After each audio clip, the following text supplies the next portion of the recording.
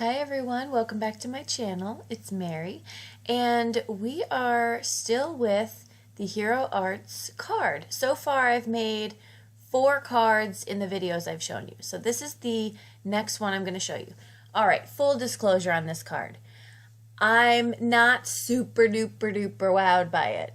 However, I went out on a limb and decided to still post it because I like that there's a different technique being used, and you can potentially get some inspiration to think outside the box of what we're normally doing. Okay, so what I've done here is I've taken some, I believe this is Nina 80-pound paper cardstock, and I very lightly drew a B, an E, and an E. And then I took the B stamp that came with the kit, and obviously you can see what I did with it, right? So I made a B, and I'm going to do that for all 3 letters. Then I take the inside stamp, which is basically the layering stamp, and I've used the yellow that comes with the kit, the ink.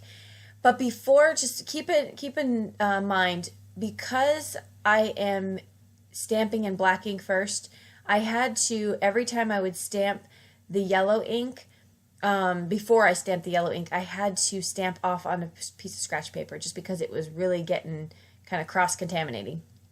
All right, so then once I do that, I cut out this word here, and I'm going to use some really fine tipped scissors. Those are really sharp. And then I'm going to take my Distress Oxides in Fossilized Amber and just kind of color in my embellishment here.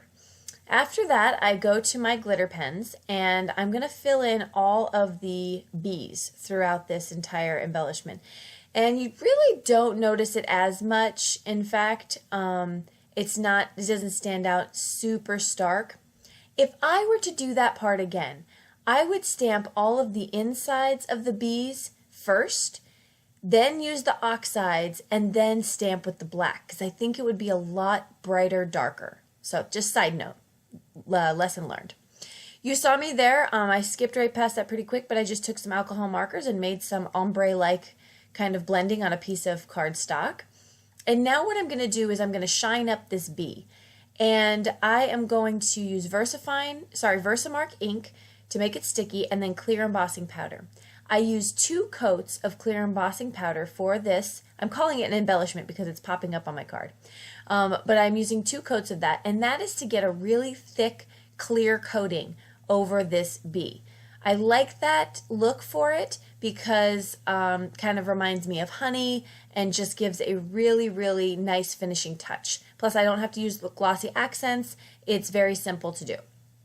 Just be careful when you are doing it, because the first time I did it, I was clever in doing it in sections.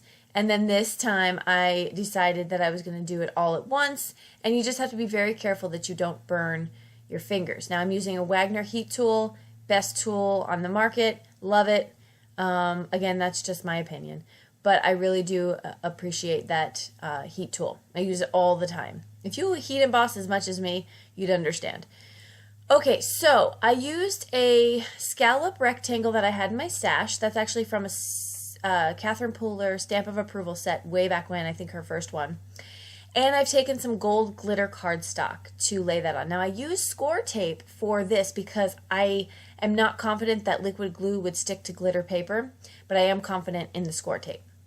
Then on the B, I'm going to use some Stampin' Up! Dimensionals to pop that up, just to give it a little dimension. Stampin' Up! Dimensionals are sort of shallow. They're not as thick and deep as some of the other ones that I have, but I do absolutely love them. Also 3M foam tape would work, or any kind of dimensional that you have. So I put that on there, and then I'm going to stamp from the set. Nope, this is not from the set. This is from something else. This is from another set from Lawn Fawn, I believe. And I pulled out the U. And so the basically the card says BU. It's a kind of encouragement card for anyone out there. Then I finished it off with some sparkling clear confetti from Pretty Pink Posh.